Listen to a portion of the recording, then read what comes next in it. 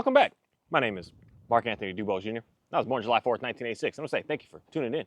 Today, I want to talk about these dogs in a way that this might be complicated for some people, but in reality, the things that we struggle with are the things that we need to work on. And some of the things that we need to struggle with kind of just all go hand in hand. And I want to talk about two things that go hand in hand together that you got to do something about it, or you're just going to see things keep getting worse. And sometimes you got to do nothing about it, and you're going to watch things get better. Something that's very interesting that I just really pay attention to is every time that I start to get, what I'm going to say is when I get overweight. When I'm looking at myself and saying, I'm not liking this. This is the part for each of us is different. Someone's going to look at me and say, dude, you skinny, you about to die. Like, you need to gain some more. You don't want to say, look the way I look. You want to look the way that you look. But I'm almost going to probably slap a guarantee, probably with 100% of people, that there's something that you want to make look better upon on your body. Maybe not even just your body, but just your health in general, that you want to make better with it. And it comes down to the concept that if you're not actively working upon it, and you're just like letting things go, it's going to just keep letting things go. You have to like actively, consciously do things to be able to get what I'm going to say is in a better place. You can't just put it off to the side and hope and wish and pray that one day it's just going to be good to go. It doesn't work that way. And for some reason, we like to say, look at relationships and other things in our lives that way. And it doesn't work that way. You have to like actively do stuff, actively be a part of, actively be conscious knowing what I'm doing in this moment to be able to make sure that my moments next are going to be able to be good to go. Not just wishing, hoping, throwing stuff out there to see if it's going to work or not, but actually like having a plan put together of what it is that you want to achieve. If you're just like, I want to lose a little bit of here, I want to lose a little here, I want to lose here, I want to lose some of my neck. You want to do something. You want to be able to walk further. You want to be able to move more. You want to be able to just simply be able to walk. You want to simply be able to run. You've just never been able to run. You have to actively put a plan together of what you want to do. You can't just like, oh, I'll try this and see what happens. You could see what happens, but more than likely, you're going to probably stumble and fumble in reality. And it's something that I really want to correlate both with working with these dogs. You have to have a plan put together of what you're looking for, what you're seeking. You can't just, because I hear this so much, and this is why I believe that some people have extreme success with working with even just exercise and diet and health and all that, and extreme success with working with their animals, and not just the animals, but with the dogs, is because they know what they're looking for. I hear this so often. I want my dog to listen to you. What do you want your dog to listen to from you? What do you mean by that? What are you going to achieve if your dog listens to you? And in what context is the dog not listening to you that you needed to listen to you in? What is it that you're looking for? Is your dog running a fool in the house and you're like, I want my dog to listen to me? Listen to you to do what next? To sit down? To lay down? To go on a place bed? To be quiet? What do you want from that? And once you start to understand what you want from that, now you can start to do things to basically start attacking that to be able to make it what you're looking for. And it comes down to everything. If you're like, that's a good way of putting it. I want to get bigger arms because my arms are too skinny, I'm lean. You can't go to the gym and start lifting weights, pushing with your legs. You got to push with the arms. You got to use the part that you got to work on the part that is actually what you're looking for. Not work on a part way over there that's like got nothing to do with your issue.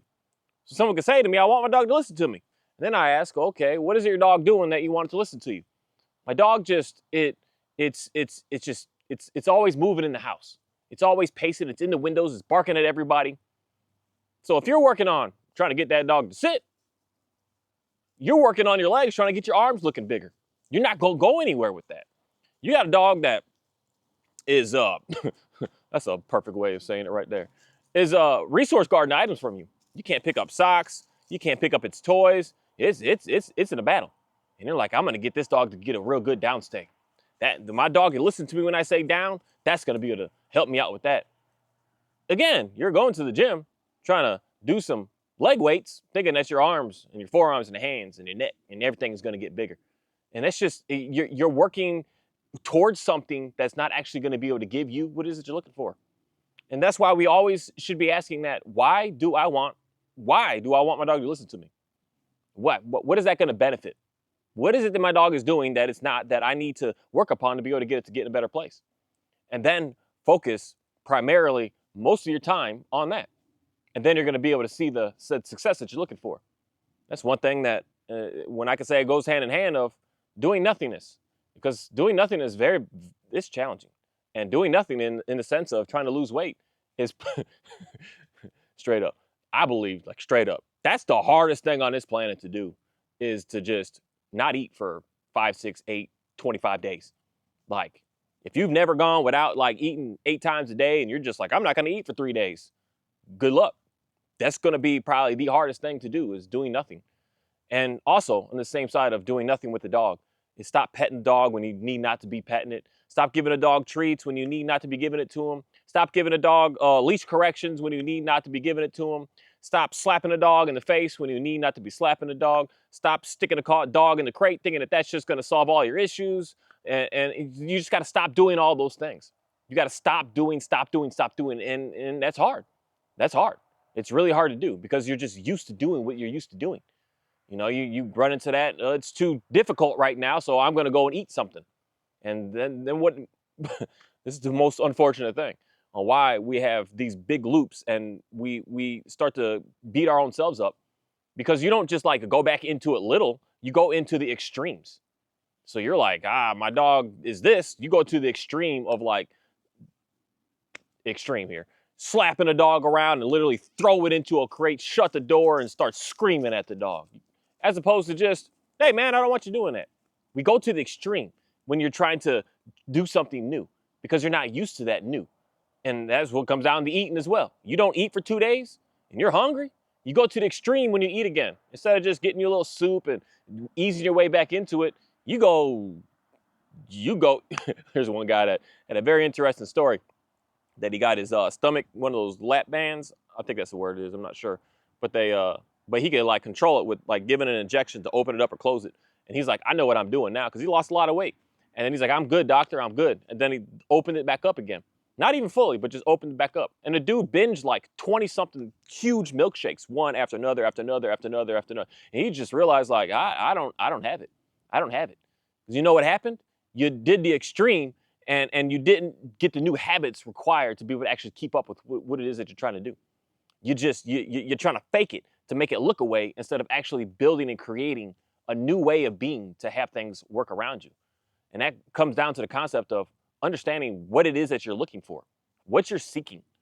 If you're just, I want my dog to sit, you need to ask yourself that question. What is that going to be able to do to be able to make my life better, that I need to spend so much time on getting my dog to understand that? What are you going to gain from that? That's things that we should all as a collective be asking, with not only just the simple dog working with them, not only just simply with exercise and dieting, but simply with everything in our life. Everything in our life. I mean, everything down to even the toilet paper that you use, because you more than likely probably use something that you need not to be using because it might actually be making you sick. Who knows? But we should be asking, how is this going to be able to benefit me in the future with what it is that I'm going to be using this product and doing with this and working on this to be able to get in the future? That's one amazing thing about us as humans, that just the animals, they work on the rain and they store some extra seeds and stuff if it's about to rain, but they don't really like, the dogs, I don't ever notice the dogs like perceive something in the future that they need to look out for. They may hide a bone or two, but not enough food or not enough anything, not enough anything to like know that I'm going to be able to use this in the future.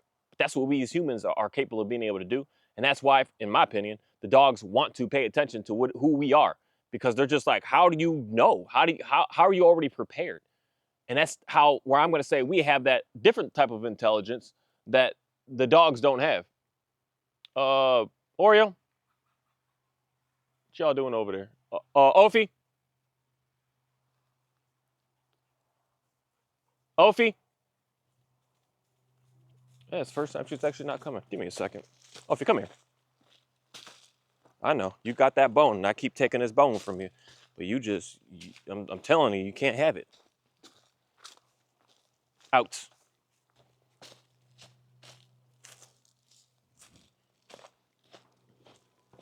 Come here.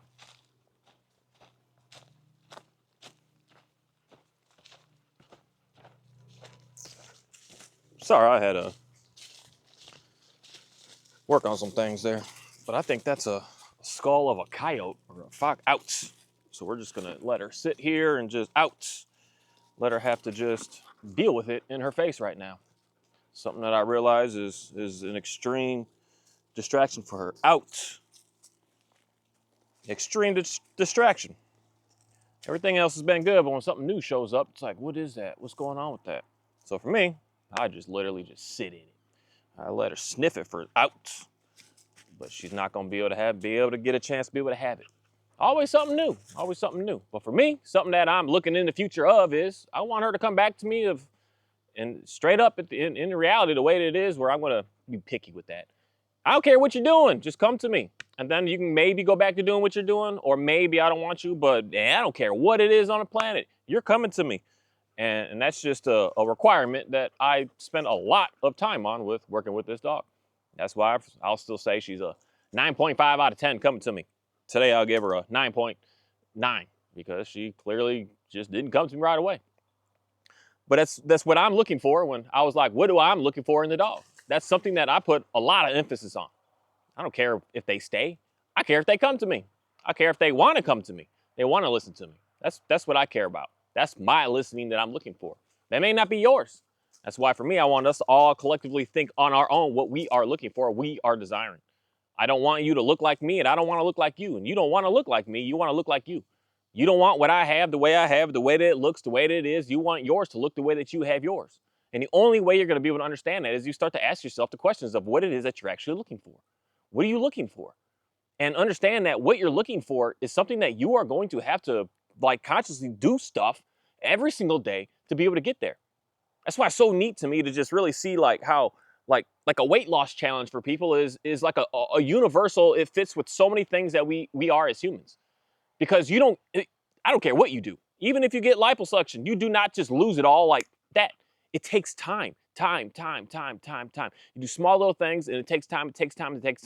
And what's the most amazing, fascinating part, you're not gonna like this, but to me, the most fascinating thing about that is the concept that if you don't build the new habits, you don't build the new ways of being, it just, you get it all back again. You can get it back again in like overnight, in a flash in reality. You can get it back again so fast.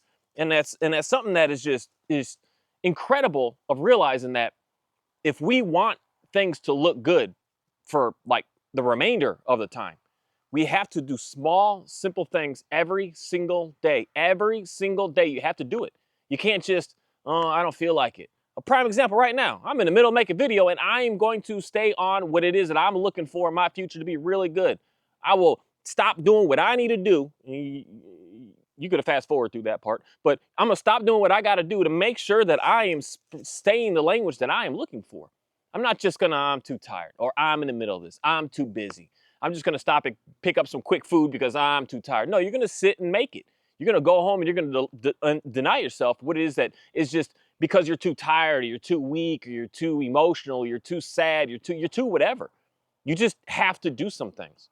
And that's the part that I'm gonna say is like we're missing with growing up, being an adult on this land.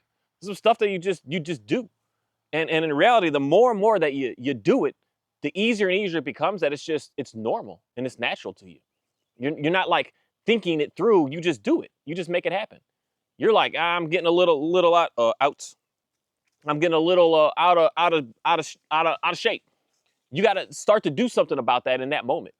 The moments that you just like, I'll get it to it later, that's when it just compounds and it just builds and builds and builds. It gets worse and worse and worse. But if you just decide, I'm gonna do something now, right this moment.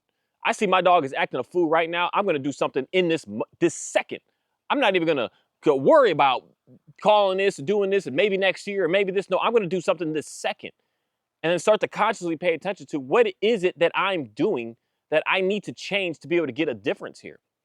That's why the whole concept of what I talk about on how to be able to shift to get the dog to understand you is to stop doing too much for it. That it's like you're overwhelming, you're smothering, you're controlling the dog and everything. You're smothering it in a way that it's not able to just be free. And that's what I can say right here. I'm putting a lot on her, but she could go wherever the heck she wants. I don't care where she goes, but I don't want her to chew on this right here. This is the part where we fail because I don't want her to have that. So then we just lock the dog up and this is it. Whereas for me, I just have a good understanding of working with dogs. So hopefully every video I make, I could have something. This is part how I'm going to say this, but it's hard. But it's hard for me because I don't want my dogs to like be messing up all the time. I want them to like look good, but I also want them to mess up in every video I do so that you can see, hear, understand what it is that I'm doing to be able to work through these issues that I'm having. That I'm just like I don't like that. So that it's real time. It's not a stage set up, because that's the thing that I think that science is failing at. It's staged. You know, I've been on a mouse hunt. I gotta switch stories here real quick, 'cause I got stuck on stage for a second, but this video is just out there. But I got mice out because what the scientists do is they love to use mice, and I've got some out here, and there's something powerful about them being free and in the natural, not being caged and confined. There's something interesting that happens because I can go day after day after day. I know where they at. If I can get, as long as I can get to them, I'll be killing me some mice out here. The dogs be doing it more than I do it. But I set it up so that they can't get them because they'd be in the trees or something. I gotta throw a stick, throw a rock to make it fall down, and then they can go and get it. But the third day, them mice don't go there no more. They find a new spot because they've learned. We stay here, we not gonna survive. So they're gonna leave and go and do something different and make new habits. They start to get faster. They start to get sneakier. They start to study me to realize when I'm coming. And that's something that confinement doesn't show the realness. And that's why we're struggling, because you're trying to watch a dog training video and it's showing you a confined dog and they're trying to stage the scenario. And of course we can, oh, this technique, because it's staged in that setting. But when things are just naturally going on, that stage stuff doesn't work. It just does. It's not real. It's not real. It's not going to give you anything. You can't have your dog barking and, oh, let me go get the treat set up. Let me do this. Let me do this. No, you're just living life. So you have to know how to react when you're just living life, to how to deal with things. And how you deal with that is going to be based on what it is that you have to constantly put a plan together and say, if my dog is this, then I'm going to do this, and you stick to that. It's going to be hard at first. One thing that I just am going to recommend across the board that I know 100% of people can do is stop touching the dog when the dog is doing something that you don't like. So if the dog is jumping in wild and it comes to you and it jumps and it's just doing this, stop touching, stop putting hands on that dog. And my best case is to slap a leash on that dog and just hold that dog and have it stay with you. When you're calm, the dog's going to be calm. We're all going to be calm. We're all going to hang out together. And the dog starts to understand that. But you know what? That's hard to do at first. It's not normal, because what you normally been doing is hooting, hollering, and pushing the dog and doing all kinds of crazy madness with the dog. And that's what's normal. So you need to come up with a new normal. You need to discipline yourself to a new normal to do something to actually see it get into a better place. And it's fascinating because it's almost like that across the board.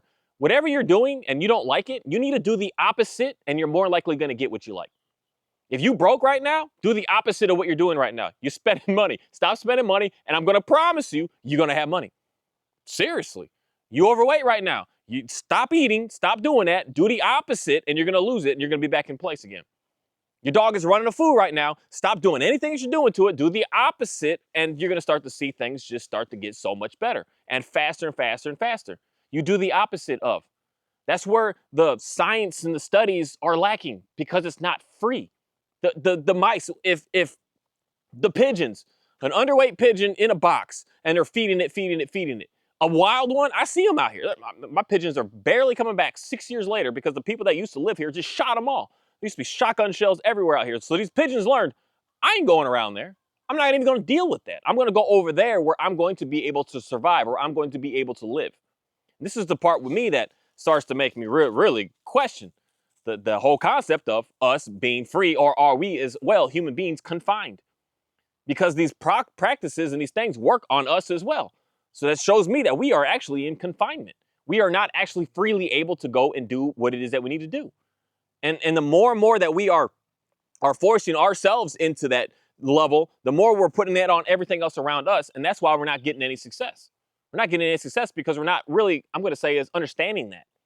Understanding what's actually going on around us and what's actually happening. We're just in this, the best way I can say it is what dogs are today, right? Reactive. We're just in this reactive mode. We're in this just respond and lash out and throw your feelings out there without actually understanding what's going on. And that's the part that you need to consciously get away from to be able to change into what it is that you're looking for. This whole paying attention and doing the opposite literally works on so many things in your life. And most cases, the majority of the things that you're actually struggling with in life.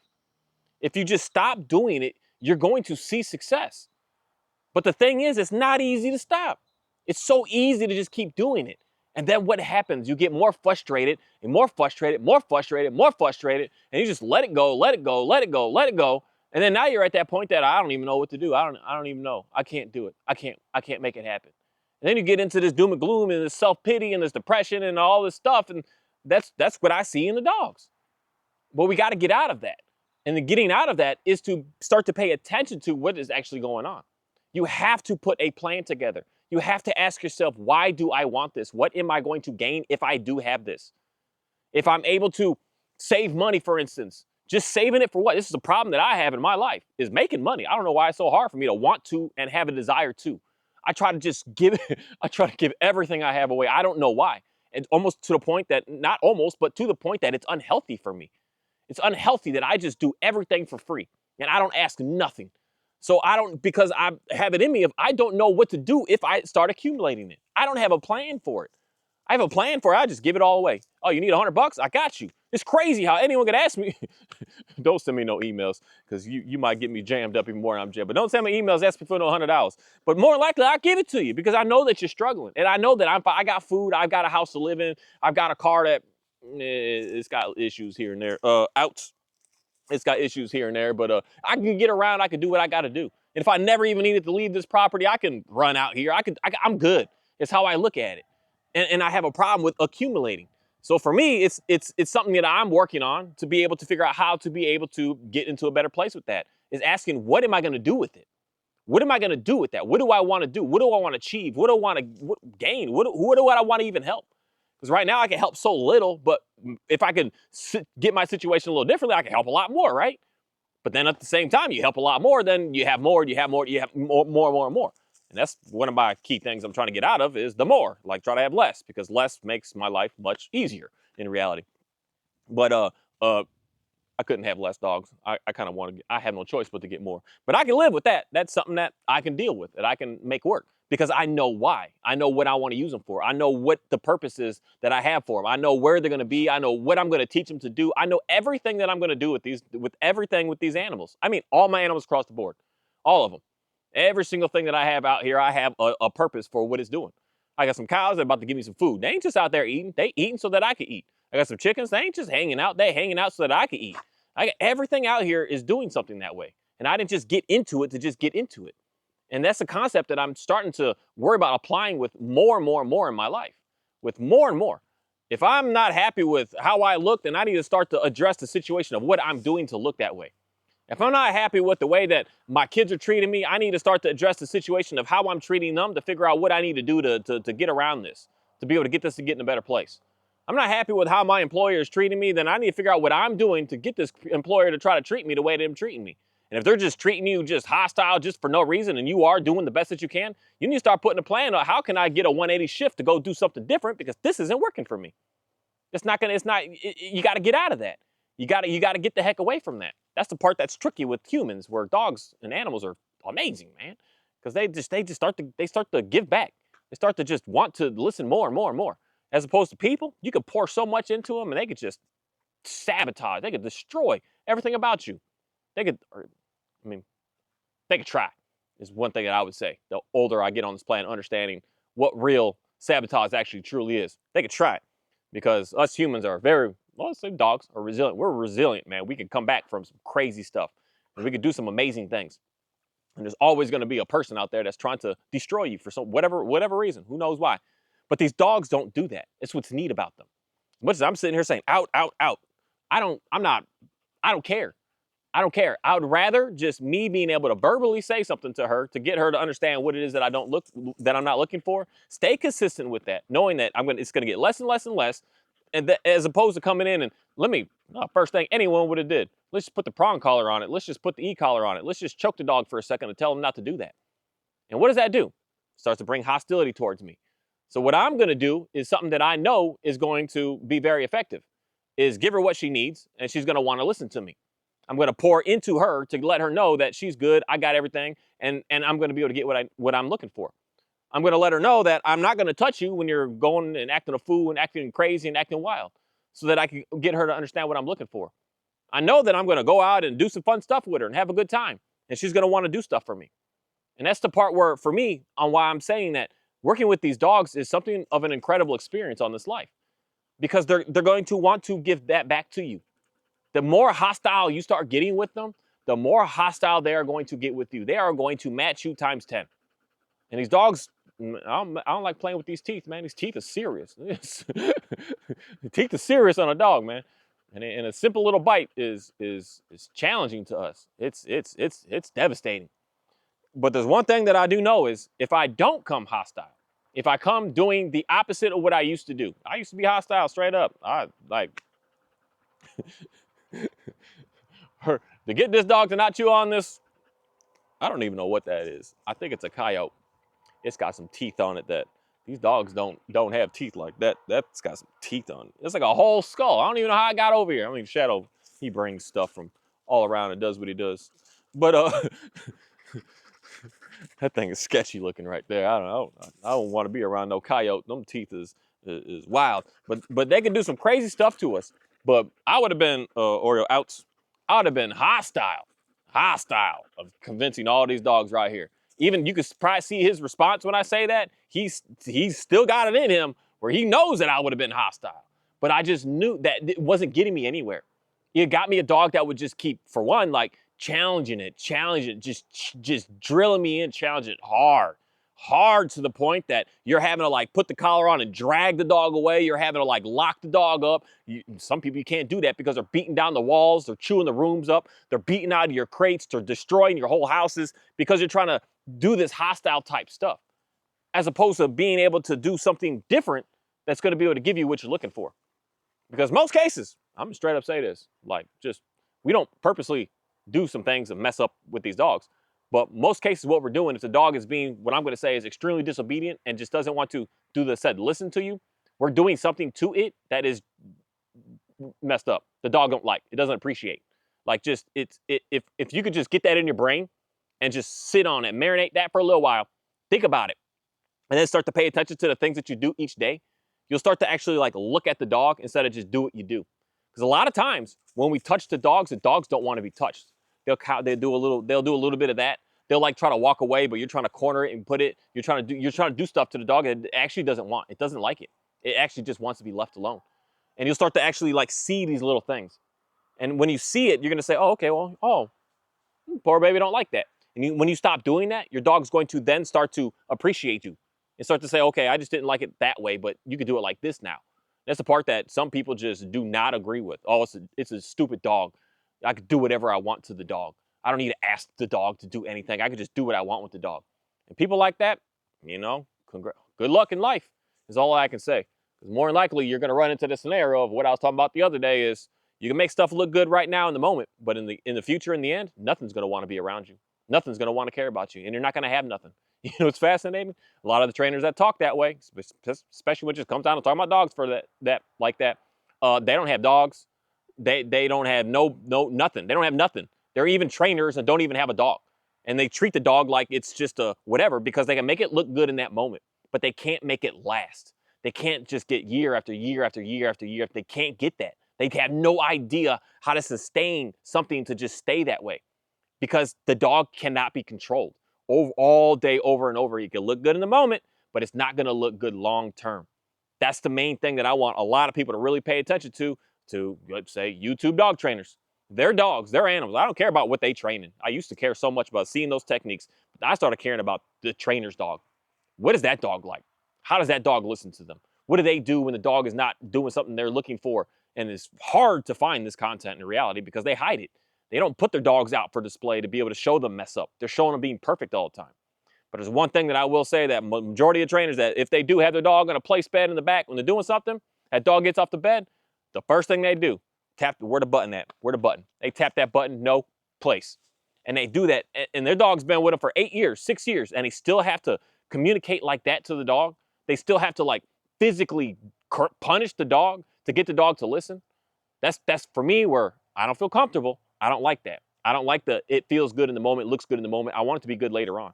I want to be able to look at this dog and say, hey, I said I didn't touch the dogs. I didn't touch a single dog out here. I ain't got no buttons on me. I got no leash on me. I got no nothing. I want to say, hey, I don't want you to this. Don't do this. And she's sitting staring right at this thing that I don't want her to have. But I said no a few times. I don't even think I ever said no. I just said leave it or drop it out. Man, I don't even know what words I use right there. It just comes natural.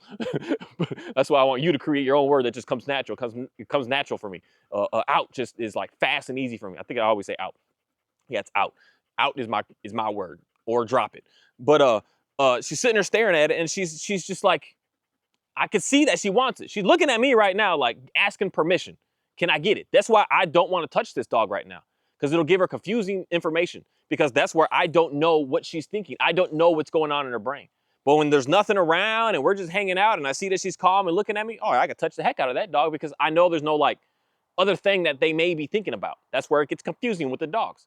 But if I pet her right now, I'm not going to do it because I want to just seal this in real quick. But I bet you if I touch her, because I think I did it early in the video, I have to rewatch that to see, that I gave her pets and she went right back to it again, because that's what she's looking for. Even me pointing at it, she's like, she's studying the heck out of me, because whatever it is, this is something new. This is something shiny. This is something amazing that she's just like, I gotta figure that out. I gotta consume my world in that. I gotta chew it. I gotta eat it. I gotta roll in it. And literally doing all of that to just figure out this new thing. And I don't want to have to come in with I have to punish to get her to not do. And this is the part with me that, again, why I always want something to mess up in a video, so that all y'all could just see that I don't just like do something different. I do what I do. And I'm very consistent with what I do, because I put a plan in, because I know what it is that I'm looking for. I put that plan together and said, this is why I want my dog to be able to this. So that when we have any issues going on, there's no confusion happening here. It's very simple of what it is that I'm looking to get done. And setting it up to try to make it be a way isn't the real way. This is stuff that I used to do. Dogs trying to chew on a sock, set it up, throw the sock on the floor, get the leash on the dog. Dog goes for the leash, or dog goes for the sock, pull that dog away. But how realistic is that? That's that staged stuff. It doesn't fix the whole issue that's going on here. When it's happening, that's the part that you need to stop. Think for a moment before you do anything. If your dog is right this second, takes off at the front door and is barking like crazy, don't speak, don't do nothing. Just be silent for a second and study, what would I normally do here? And don't do that. Stop it. And try to come up with something new to do. And you're going to see an extreme amount of success. And if you use that methodology with a lot of things in your life, you are going to see your life transform. Stop. You're like, I want to go pick up this drink right now from the Starbucks, and it's drowning you because you're spending $500 a month in it that you could be using that somewhere else. Because you're like, I'm always broke, I'm always behind, I'm always this. When you're about to think about it, stop, and say, hey, what should I do instead, so that I could make myself get into a better place right now? You're on that Amazon right now, just searching, and you're like, yeah, I'm about to stop. Just stop in that moment and do the complete opposite of what it is that you were about to do. And you are going to see that your life is just going to substantially get better and better and better. Day after day after day after day after day. You're like, I wanna get in better shape. Stop. As soon as you get into that, I think I'm hungry. Just stop and pay attention. If I do the opposite of what I was about to do, I'm gonna keep getting what it is that I'm in. But if I do the opposite, I'm going to get something completely different and completely far away from what it is that I'm in right now. Just stop and come up with a plan and start to ask yourself why the heck and what the heck you're looking for. If you're looking for your dog to do this, then start understanding what it is that you're doing in this moment to make that dog continue to keep on doing that. That's all that we need to focus on. There's no like training. It's training with us as an individual, ourselves as a human. If you're always late, you got to stop and rethink, what do I need to do the opposite of what I do so that you can be on time? It's fascinating that that's the only way that we can really get better, because the more that we're trying to do staged things, the more that you're going to get staged results. You're not going to get real stuff. And that's what I would wish and hope and pray even that people would just work upon with your life. Start doing the opposite of what you're doing and watch your life get better. Thank you.